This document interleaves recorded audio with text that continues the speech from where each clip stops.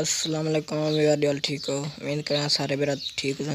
तो channel Saqib Salim फ़ान TV.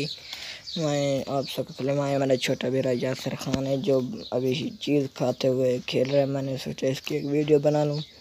अगर आपको हमारी वीडियो अच्छी लगे तो हमें कमेंट में ज़रूर बताएं। अगर आप हमारे चैनल पर नहीं हो तो मेरे चैनल को सब्सक्राइब कर लें सबसे पहले, साथ में बेल आइकन ज़रूर प्रेस करें ताकि हमारी आने वाली वीडियो आप तक आसानी बसानी पहुँच सके।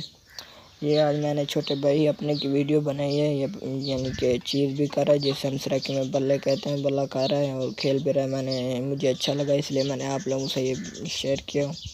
ये चीज़ भी खा रहा है और खेल भी रहा है।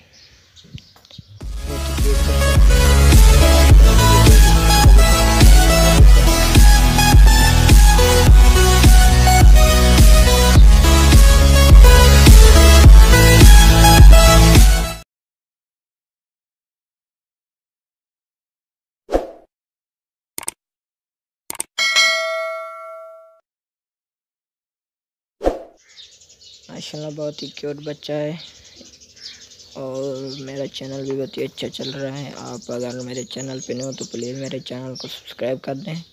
ये मेरी आप लोगों से गुजारिश है। ओके, इसी वीडियो के साथ मुझे इजाज़त दें। मिलते हैं अगली वीडियो के साथ। तब तक देखिए हमारा चैनल साकिब सलीम फ़ान।